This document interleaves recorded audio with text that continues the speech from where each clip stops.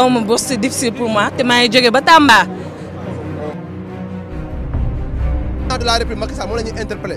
l'amélioration des conditions de vie des étudiants. il faut que nag lii dañ Sénégal bu fekkee ni avancement Sénégal ci études ci enseignement lañ ko yaakaar mais nañu mettre dans des très bonnes conditions. Nos étudiants, nos camarades, ils n'ont pas encore reçu de connexion. Jusqu'à présent, il y a des tuteurs qui fuient les cours. Bonjour amis internautes de NOTV. Aujourd'hui, nous sommes là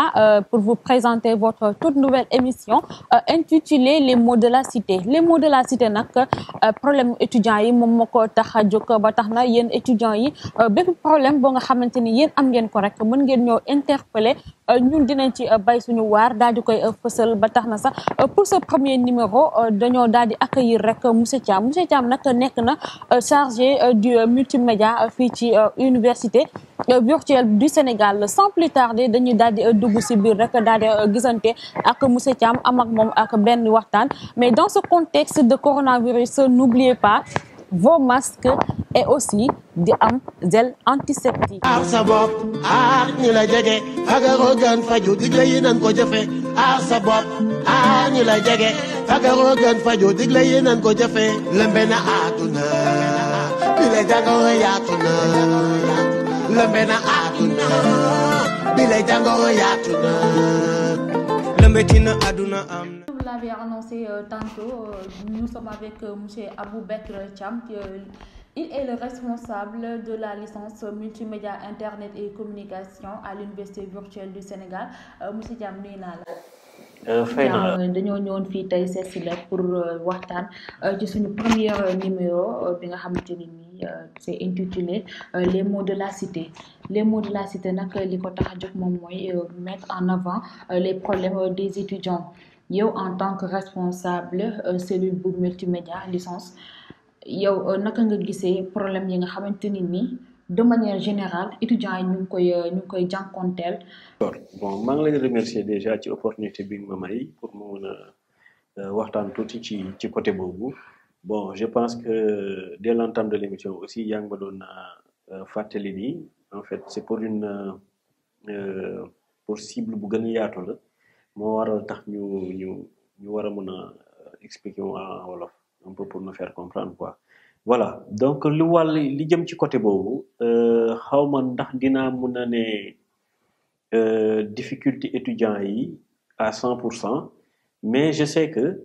mën naa ci wax de manière globale et de manière ramassée pour présenter mbir mi ci sens bi nga ma ko laajee ndax problème étudiant yaakaar naa étudiant moo mën a taxaw wax ci mais man analyse bi ma ciy def en tant que responsable de formation bi nga xamante ni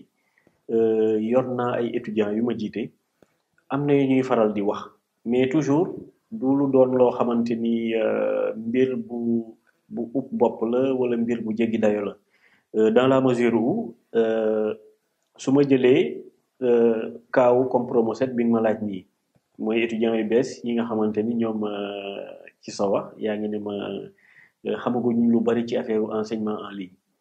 voilà mais xam nga promotion étudiants yooyu dañu nekk promotion étudiants yi nga xamante ni maanaam dañ leen di woowee les digital native mooy xale yi nga xamante ni dañoo juddu ci jamono ji nga xamante ni maanaam efflorescence su outils de communication numérique yi dafa bari donc mu doon téléphone portable mu doon ordinateur mu doon ay smartphone ay tablette dañoo am facilité di ko utiliser donc loolu ay prédisposition la yi nga xamante ni dañ ko am ba tax ne buñ ne enseignement numérique rek surtout nit ñi dañ koy jël ci wàll bu diis or que demeewul noonu en fait dafa nekk benn phase de transition numérique entre liñ daan def ak yeneen jumtukaay yu ñuy utiliser yu wane ni que xarala yooyu moo leen di mën a permettre ñu def en fait benn système enseignement boo xamante ni ci ordinateur lay jaaree ci maanaam ci téléphone yeeg ci tablette yeeg ci smartphone yi te loolu sax dafa nekk loo xamante ni université virtuelle du Sénégal loolu dafa xarañ ci wàllu boobu ni mu ci xarañee mooy côté transition boobu daf ci réussir te li koy firndeel sax mooy gis nga période bi ñuy dund nii actuellement ak Covid 19 bi période coronavirus bi lépp a taxaw donc mën nañ ne la seule université qui continue à fonctionner correctement c'est l'université virtuelle du Sénégal te loolu li koy waral mooy boo amee bëtu suba maanaam di anticiper di gis lu ñëwagul mooy waral loolu moo tax politique boobu surtout xam naa ni coordonnateur moom dinañ ko ci jaajëfal bu baax mais politique la politique en fait éducative du ministère de l'enseignement supérieur war nañ ñu gën a dooleel en fait yokk jumtuwaay université virtuelle pour ñu gën a am ay possibilités lépp luñ bëgg def ko ci côté boobu li tax en fait sax ma def transition ci ministère bi gën a jàppale université bi c'est parce que aussi sànq ci sa introduction yaa ngi tudd yenn problème yi lié à la connectivité et tout parce que en fait xam nga université bi prérogative am en fait transmission enseignement la donc lépp lu jëm ci affaire connectivité lu jëm ci ay affaire machine loolu wala état bi la état moo ko jël en charge donc du coup problème yooyu bu amee entre état bi ak opérateurs yi université moom comme d'habitude da ci xar tànk tubéyam boo waral ni que li jëm ci digganteem ak état bi dina ko rendre compte ba moom it mu accélérer processus boobu pour bu dee connexion bu manqué wala opérateur boo xam ni dafa xaw a téye loxoom parce que dafa déggoowul ak état bi torop ba ñu juboo ci dara et tout donc ñu mën a gaaw lijjanti saafara en fait problème yu mel noonu donc wàllu connectivité bi foofu rek nga koy jëlee quoi mais du maanaam diggante UVS bi ak étudiant bi par exemple loolu moo warlu en fait UVS digganteem ak étudiant bi. léegi ñu des tey ba tey si promo 7 bi ñoom ñu soog a dugg UVS xëy na ci am na ñoo nga xamante ni xam nga mooy enseignement numérique comme ni ma ko waxee woon ci début bi léegi yéen est-ce que prévoir ngeen ay conférences yoo xamante ni en ligne lay doon wala ay vidéo yoo xamante ni dañ koy def pour jagleel ko promo 7 bi pour expliquer leen ak li nga xamante ni moom mooy réellement enseignement numérique wala expliquer leen ñoom naka lañ war a def surtout enseignement de crise. voilà sa question bi am na solo parce que dama koy aborder ci ñaari points yu différents bu njëkk bi mooy wàllu communication ak étudiants yi bu mujj bi mooy wàllu approche pédagogique donc bu njëkk bi dafa am benn entité bu ñuy wax DCM UVS muy direction de la communication et du marketing ñoom ñu ngi def liggéey bu am solo ci wàllu boobu parce que dès que étudiants bi ñuy ñëw rek ci INO bu nekk am na représentant bu fa nekk moom mooy dalal étudiants yi di leen jox ay guide ay prospectus di leen expliquer canevas bi ak le guide de l'étudiant nan la war a def bu naree inscrire bu waree dem ci plateforme bi et tout ça loolu yëpp waa DCM ñoom ñoo koy def donc wàllu communication bi ñoom ils sont présents dans tous les écoles fu ci nekk rek am nañ benn relais boo xam ne moom mooy def liggéey bu am solo boobu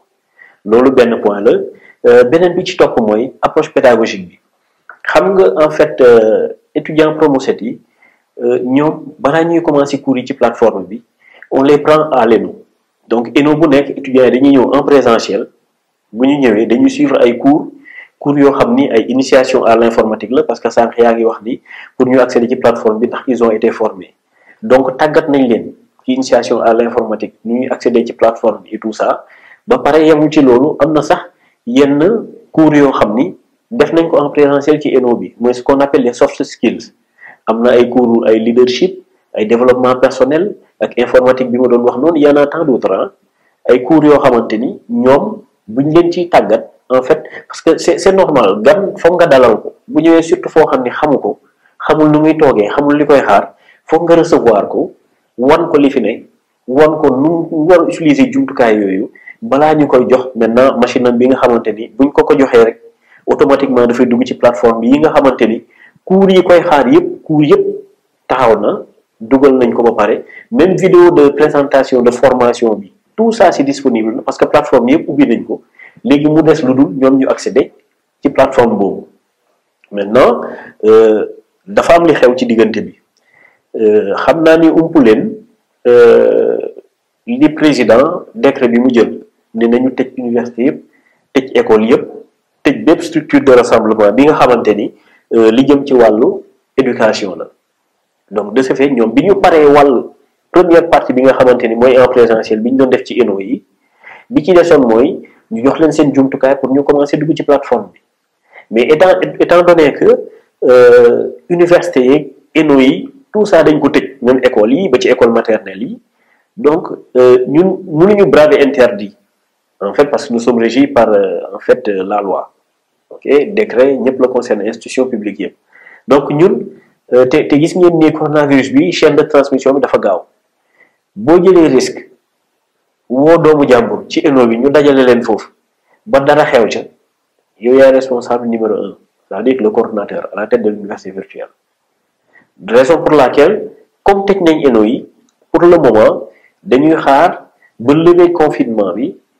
et la première chose à faire en ce moment c'est de leur donner les machines pour ñu mën a commencer di dugg ci plateforme bi mais hormis ça ñoom lépp lu ñu war a am ci information ci accès cours yi ci les cours en présentiel yi war a am yooyu nag yooyu ñoom ils l'ont tous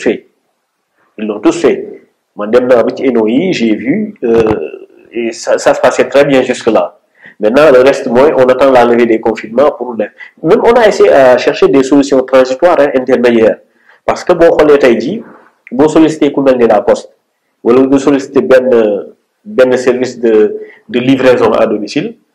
ce sont des frais supplémentaires yoo xam ni université mënu ko jël en charge c'est l'État qui peut être le premier garant di contacter ak services yooyu te encore qu'il y a d'autres risques tey jii yow boo newoon étudiant P7 moo war la livrer machine bu ma ñëwee daaneel machine bi entre temps machine bi yàqu ma livrer la ko il y a une responsabilité qui n'est pas située donc ça veut dire qu'il y a des assurances qui doivent être faites bien portées ci fànn bu nekk te loolu yëpp je pense que ce sont des risques yoo xam ni mun nañ ko éviter donc lii nañ ñaan yàlla saafara tawat bi boo ko saafaraa ba pare ñu jàll ci leneen et puis ñoom ñu kii de toute façon ñoom seen plateforme c'est déjà ouvert donc cours yi mu ngi ci donc c'est déjà implémenté il y a les vidéos il y a tout ça donc je crois que donc le risque c'est la formalité là. awma bourse c'est difficile pour moi te maa ngi jóge ba Tamba. de la République Macky Sall moo la ñuy interpellé l'amélioration des conditions de vie des étudiants. il faut que nag lii dañ Sénégal bu fekkee ni avancement Sénégal ci études ci enseignement lañ ko yaakaar mais nañu mettre dans des très bonnes conditions. Nos étudiants, nos camarades, ils n'ont pas encore reçu de connexion. Jusqu'à présent, il y a des tuteurs qui fuient les